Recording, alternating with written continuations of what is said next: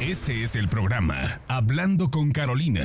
Nos acompaña la invitada especial, Carolina Antonini, con los temas de inmigración más relevantes. ¿Qué tal? Buenos días, bienvenidos al programa de la abogada Carolina Antonini, Hablando con Carolina, esta mañana hablando nuevamente de inmigración. La tenemos con nosotros y le damos la bienvenida. ¿Cómo está, abogada? Buenos días. Buenos días, Gina, muy bien, gracias por tenerme de nuevo. Muy contenta de estar aquí para tratar de clarificar o de hablar de cosas. Tú sabes que ahorita estamos como en el medio de un neblina, donde no sabemos qué vemos, no sabemos qué pasa, las cosas cambian. Entonces, muy contenta de tener este espacio para poder hablar acerca de, por lo menos, las cosas como son ahora. Quizás no mañana y quizás no ayer. Así es, abogada, aclarar lo que está sucediendo con diferentes temas, porque estamos hablando de inmigración, pero cada cosa es tan diferente. Pero antes de empezar el programa, abogada, por favor, denos la información de su oficina para las personas que se quieran comunicar con usted. Con gusto, el teléfono es 678-956-8600. De nuevo, 678-956-8600. Ese es el teléfono donde puedes llamar si quieres hacer una cita. Mi oficina ofrece consultas en persona. Si quieres venir en persona, estamos en la 2751 de la Buford Highway en Atlanta, directamente enfrente de las oficinas de la Asociación Latinoamericana. Pero también puedes tener cita por video, lo cual es muy bueno, particularmente si no debes estar manejando o si se te es difícil tomar tiempo para venir hasta esta área. Y también podemos tener una cita por teléfono. Claramente yo prefiero una cita en video o persona porque es siempre mucho mejor comunicarse cuando uno se ve la cara, ¿verdad? Así es. Pero de cualquiera de esas maneras, para tener una consulta, 678-956-8600. Y también puedes visitarme en mi página web para obtener esta información. También puedes escuchar programas previos y tener otras informaciones que ponemos nosotros en nuestras páginas, ambos en inglés y en español. Y la página es hablandoconcarolina.com. Muy bien, es la abogada Carolina Antonini esta mañana con nosotros. Abogada, yo creo que sería importante hablar acerca de impuestos. Tal vez la gente nos escucha, diga, pues la temporada de impuestos ya pasó, pero en realidad nunca pasa. Así que creo que cuando se trata de inmigración, impuestos es muy importante y hace mucho que no hablamos de esto, así que yo creo que sería perfecto empezar con este tema. Perfecto, sí. Y la temporada de impuestos, como tú bien dices, nunca ha pasado. Y sabemos, por supuesto, que la fecha fin del gobierno era mayo 1 para someter los impuestos. Siempre normalmente es el 15 de abril, como bien sabemos la mayoría de las personas que llevamos tiempo viviendo aquí. Pero, por supuesto, a pesar de que la fecha impuesta es mayo 1, la cual acaba de pasar, nosotros todos sabemos que mejor es tarde que nunca. Entonces, como bien lo dijiste, nunca se acaba la temporada de los impuestos. Así es, abogada. ¿Y quién tiene que declarar impuestos? Básicamente, todo el mundo quien trabaja en los Estados Unidos. Hay excepciones para personas que tienen cierto estado legal diplomático. Hay excepciones para personas que ganan cierta cantidad de dinero. Ellos individualmente, si están haciendo sus impuestos individuales. Si tú vives en tu hogar con tu esposo y tu esposo también trabaja y él ganó $30,000 entre los dos, absolutamente tienen que hacer los impuestos. Si tú vives en la casa y en la casa tu esposo ganó $10,000, el ingreso familiar entonces es $25,000. Hay que hacer impuestos. Entonces, todo el mundo quien está trabajando en los Estados Unidos, con la excepción de personas que son diplomáticas, algunas personas diplomáticas, y la excepción de personas que no ganan suficiente, quizás están retiradas, etcétera. Esas personas no tienen que hacerlo, pero todas las demás personas, si tú ganas dinero, no importa si te pagan en efectivo, si te pagan con cheque, no importa si te pagan con W-2, no importa si en el trabajo has usado algún otro nombre o un social inventado. Cualquier otra persona quien gana dinero en los Estados Unidos, quien no cae en la excepción, tiene la obligación de hacer impuestos y pagar impuestos. Esto es firme y es sumamente importante para inmigración. Entonces, todo el mundo puede hacerlo. Entiendo, por supuesto, que hay personas que ganan en efectivo y a lo mejor no tienen contaduría. Hay personas que ganan el dinero bajo otro nombre. Hay personas que ganan parte de su dinero en efectivo, la parte con W2. Hay personas que le pagan como empleados, otras personas que le pagan como contratistas. Un contador de impuestos puede ayudarle a elegir cómo hacer impuestos y cómo presentar sus impuestos. Y recuérdense que si viven en el hogar de una persona y esa persona los mantiene en parte o completamente, aunque no estén casadas o aunque la persona no sea su pariente de sangre o legal, tienen que hablar acerca de dependientes, porque si tú vives con tu pareja y tú nada más ganas $10,000, pero tu pareja gana 40,000 y es la persona que mantiene la casa, esa pareja puede ponerte como dependiente. Los dependientes en los impuestos también tienen que declarar su ingreso para que entonces la persona principal pague todos los impuestos que tiene que pagar. Si una persona declara es indocumentada, ¿el IRS puede compartir su información con ICE? Sí, esto ha sido un cambio muy grande y quiero que me presten atención aquí porque hay mucha paranoia acerca de esto, de este cambio, y quizás en un futuro la paranoia sea justificada, pero hasta recientemente, hasta este presidente, el IRS se absolutamente negaba compartir información con inmigración y hubieron peleas entre estas agencias durante presidentes previos.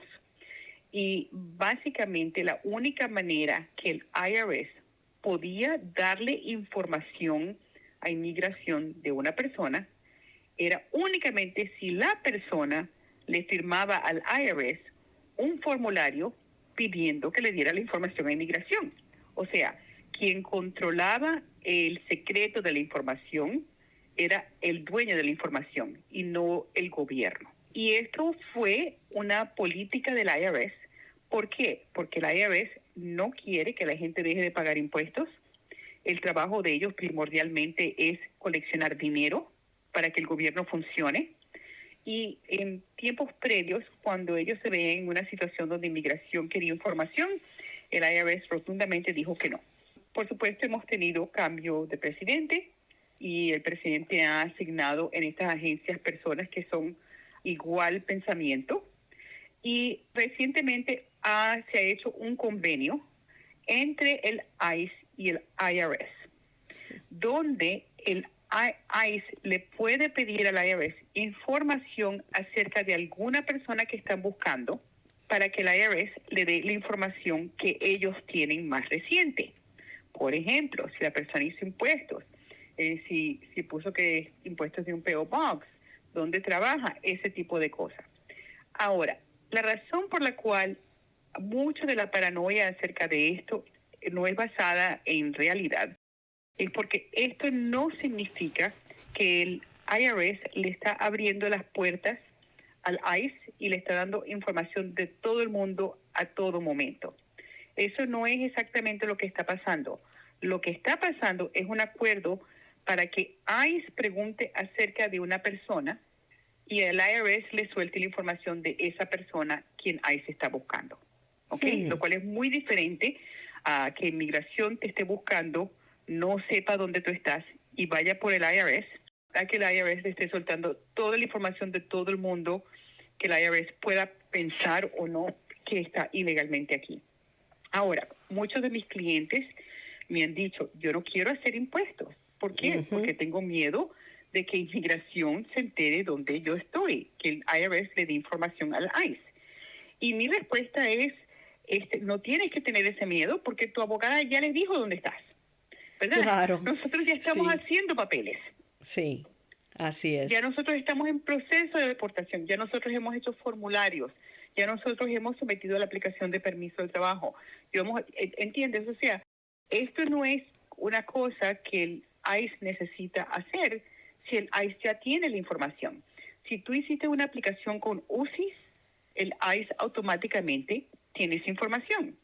Si tú hiciste en proceso de deportación, el ICE tiene esa información. Adicionalmente, el ICE tiene muchas otras maneras de encontrar personas. Ujú. Quizás de todas las maneras, la más complicada o la más problemática puede ser la de utilizar el IRS. Entonces, por eso es que yo pienso que este es un miedo que para ciertas personas es razonable, pero para otras quizás no. Ahora, el otro lado de eso, Gina, es qué información pueden obtener. Si tú estás trabajando bajo otro nombre, el ICE puede obtener esa información. Eso potencialmente puede que sea un problema, potencialmente no. Potencialmente depende de qué documentos estás usando, no va a tener consecuencias necesariamente negativas hacia ti. Entonces, en vez de decidir, yo no quiero hacer impuestos porque le tengo miedo que el IRS le den información a inmigración, esto es una conversación que tú tienes que tener en una consulta con un abogado para ver si esto es en realidad una preocupación y si tú quieres balancear el riesgo de no hacer los taxes a comparación del riesgo de sí hacer los taxes y tomar una decisión informada. Pero esto no es una situación donde todo el mundo puede decir, ok, no voy a hacer los impuestos porque tengo este miedo. Muy bien, abogada, ¿cuáles serían entonces las consecuencias si alguien tiene miedo de declarar? Claro, entonces, si la persona tiene miedo de declarar y no declara, va a tener otro problema. Muchas de las cosas que tú pides a inmigración, por ejemplo, en la NACARA, el perdón, la cancelación, la residencia, etcétera, requiere que tú demuestres habilidad económica o que ciertas personas demuestren habilidad económica. Por ejemplo, yo he tenido casos de cancelación donde el juez ha negado darle la cancelación a alguien, la residencia humanitaria a alguien, porque la persona ha vivido aquí por años y no ha hecho impuestos. Y el juez no se siente que se requiere, que esa persona se merece el beneficio de vivir aquí, porque están viviendo aquí básicamente como lombrices, Ujú. de acuerdo con el punto de vista del juez, donde lo que están es tomando, pero no están aportando. Entonces, el problema con no hacer impuestos es que entonces cuando tú quieres arreglar o si tú estás arreglando o quieres presentar un caso, vas a tener un problema en no todos los casos migratorios, pero en un buen grupo de casos migratorios si tú no tienes impuestos. Entonces, te ponen en una situación donde mucha gente se siente entre la espada y la pared, pero recuérdense que pagar impuestos es algo que todo el mundo tiene que hacer, sin importar cuál es el estado legal, y que muchos adjudicadores y jueces de inmigración no le gusta cuando tienen una persona pidiendo quedarse y esa persona no se ha portado de una manera responsable. De nuevo, antes de decidir no hacerlo, cada persona debe saber cuáles son las consecuencias en su caso presente o su caso futuro, para que en realidad decidan qué vale más la pena, hacer los impuestos para poder tener la oportunidad de arreglar o no hacer los impuestos por miedo y después perder la oportunidad de arreglar. De nuevo, esto no es aplicable 100% de las veces, porque hay casos en los cuales los impuestos no importan. Pero, de nuevo, esta es una conversación estratégica que cada persona debe tener con su abogado.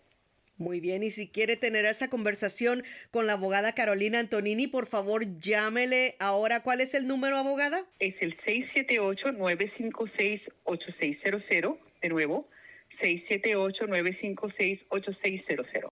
Muy bien, estamos hablando acerca de inmigración y los impuestos y vamos a pasar a otro tema también que ha sido muy controversial, abogada, y es el de tatuajes. Cuando se trata de inmigración, ¿cuál es el problema con los tatuajes? Bueno, tú sabes, entonces el problema con tatuajes es en parte verdadero y en parte inventado. El problema con los tatuajes es el mismo problema que tenemos con cualquier otra exhibición física de una persona y es completamente humano. Si tú vas a una entrevista para un trabajo de oficina y te peinas el pelo y te vistes bien y estás presentable y llegas a tiempo, inmediatamente la persona con quien te estás entrevistando va a asumir, sin ni siquiera conocerte, va a asumir ciertas cosas acerca de ti. Va a pensar que eres una persona que entiendes, que eres responsable, bla, bla, bla, bla, bla, bla. Es posible que eso no es cierto y que tú eres un sinvergüenza, ¿verdad? Claro. Pero las apariencias nosotros vivimos en un mundo donde las apariencias cuentan. Si tú llegas a esa entrevista tarde y la camisa no está planchada, etcétera, la persona a lo mejor va a decir, esta persona no tiene el cuidado apropiado que yo necesito para asegurarme de que vaya a hacer su trabajo cuidadosamente. Entonces, eso es una manera muy simplística de explicar lo de los tatuajes. Tatuajes son muy populares, mucha gente tiene tatuajes. Desafortunadamente, el gobierno, no solamente americano, el gobierno de muchos países, utilizan tatuajes como una manera de identificar personas que ellos piensan están involucradas en actividades penales inapropiadas. Sí. En parte, al asumir eso, tiene cierta base, porque nosotros sabemos que algunos, por ejemplo, miembros de una pandilla, utilizan tatuajes para identificar su membresía. Entonces, si tú eres miembro del MS-13, hay una gran posibilidad de que tú vas a tener tatuajes, unos muy obvios y otros no tan obvios, otros donde a lo mejor es un tatuaje que mucha gente se pondría, que le gusta, pero que como es tan comúnmente usado por los MS-13, el hecho de que tienes esto a las autoridades le hace pensar de que tú eres una miembro de la pandilla. Otras pandillas, como por ejemplo la famosa Tren de Aragua, que está en las noticias casi todos los benditos días, que es la pandilla penal criminal venezolana, que nació de una ciudad penitenciaria en el estado de Aragua, que fue básicamente asumida por las personas que estaban sirviendo su tiempo, y se creó esta organización penal que ahora es multinacional. En fin de cuentas, los de Tren de Aragua no es una pandilla que tiene tatuaje. No hay un tatuaje designado, no hay cosas que los pandilleros normalmente hacen. Sin embargo, el gobierno americano ha decidido que ciertos tatuajes indican que tú eres miembro de Tren de Aragua y te están asignando simplemente por el tatuaje. Entonces, los tatuajes son problemáticos porque son utilizados por inmigración y la policía para concluir algunas veces o para por lo menos sospechar que alguien está involucrado en organizaciones criminales. Entonces, ese es el gran problema de los tatuajes. Muchas veces no se ponen a pensar qué tipo de tatuaje está poniendo y no están tratando de investigar si el tatuaje que a ellos les gustó es un tatuaje que normalmente utiliza la 18 o utiliza la 13 o que el gobierno piensa que el Tren de Aragua tiene, etcétera, etcétera. Y yo tengo clientes que se han puesto tatuajes, que son tatuajes que normalmente una pandilla es conocida por tener y la persona ni idea. Y es un problema porque cuando inmigración le mira los tatuajes o cuando la policía le mira los tatuajes, inmediatamente va a asumir. Igualito que cuando la persona despeinada llega a buscar un trabajo y la persona que le está entrevistando asume que la persona no es una persona cuidadosa. Es lo que hacemos nosotros socialmente. Abogada, si alguien tiene un tatuaje así escondido en su cuerpo, eso no causa problema, ¿verdad? Bueno, este es el problema. Si tú tienes un tatuaje cubierto, obviamente en la calle quien te mire no lo vas a ver. Pero si tú tienes algún tipo de interacción con la policía, con la inmigración, si tú te tienes que hacer un examen médico migratorio, te vas a tener que desvestir. Y eso va a ser escrito y eso va a ser puesto. Y si a ti te arresta la policía cuando te están procesando, van a ver el tatuaje y lo van a poner en tu récord. Entonces, a pesar de que tú lo tienes cubierto, el problema no es ese. El problema es que una vez que tú tienes contacto con algún tipo de agencia de gobierno o agencia relacionada o que tiene que reportarle al gobierno, el tatuaje es descubierto y de repente entonces tú te estás mirando en una situación a la cual no tenías ni la idea de que ibas a estar. Es la abogada Carolina Antonini. Esta mañana estamos hablando acerca de los tatuajes, impuestos, todo lo que se trata con inmigración. Abogada, pasemos al tema de las redes sociales, ya que casi todos estamos de alguna manera en las redes, ¿verdad? ¿Es cierto, es verdad que inmigración revisa las redes sociales de una persona? Absolutamente. No lo duden. En realidad, esto no es completamente nuevo. Esto comenzó durante el primer término de Trump. En ese primer término de Trump, yo vi la búsqueda de redes sociales primordialmente en dos tipos de casos. Uno, casos de asilo, dos casos matrimoniales. Y les explico. En casos matrimoniales, vamos a decir que tú te casaste con una persona americana y ella y tú se casaron y ella te pidió. Pero en las redes sociales ustedes están como solteros, etcétera. Aunque esas cosas no necesariamente dicen nada. Esas cosas pueden simplemente decir que no cambiaron tu estatus, que estas son amistades, a lo mejor la persona es una prima, etcétera, etcétera. Pero vimos que inmigración comenzó investigaciones de personas para tratar de acusarlas o acusarlas de fraude matrimonial basado en lo que encontraron en las redes sociales. Increíble. Eso fue una manera. La otra manera en la cual vimos el uso de esto fue en casos de asilo, donde los oficiales de asilo se metían en las redes sociales para asegurarse que la persona que estaba pidiendo asilo, basado en sus actividades, no estaba incitando violencia, no era un persecutor, no era una persona que estaba haciendo cosas indebidas, que lo que dicen en su caso es consistente con lo que hacían en su vida. Entonces nosotros esos 4 años vimos mucho uso de las redes sociales para confirmar y verificar ciertos tipos de casos. Pero en esta segunda administración de Trump han sido bien claros que ellos piensan utilizar la búsqueda de redes sociales para todo tipo de casos migratorios y por toda razón. Eso significa que las personas que tienen presencia en las redes sociales tienen que entender de que si tienen que lidiar con inmigración, así sea porque están pidiendo a alguien, o esas personas, aunque seas legal, aunque seas ciudadano, si estás lidiando con inmigración, van a buscar tus redes sociales, van a hacerte firmar a ti un documento donde tú permites acceso y pueden utilizar esa información contra ti. Muy bien, abogada. Es la abogada Carolina Antonini en Hablando con Carolina, hablando de temas de inmigración. Y finalmente hablemos de deportación, abogada. ¿Es verdad que están deportando personas a El Salvador? Entonces, esto es una pregunta muy importante, Gina, porque hemos visto en los reportes de medios, etcétera, de que el gobierno americano ha tomado una posición la cual es increíble, da miedo. Las cortes están parando y probablemente van a ser el tipo de caso que lleva a este gobierno y este país a una crisis constitucional verdadera. Y eso es la idea, deportar personas para las cárceles de El Salvador y entrar en un contrato económico, lo cual ya tenemos con El Salvador, para pagarle a El Salvador para que las personas estén detenidas allá en vez de aquí. Que él quiere buscar una manera no solamente de enviar deportados a El Salvador, a esas prisiones tan estrictas y terribles que tienen, sino a ciudadanos también, pagándole a El Salvador básicamente como si fuera nuestra colonia penal. Entonces, sí, han sido personas que han sido mandadas para El Salvador sin procedimiento, sin notificación, sin ser ciudadanos de El Salvador, injustamente, sin habilidad de poder accesar proceso en ese país indefinidamente, y no sabemos qué va a pasar.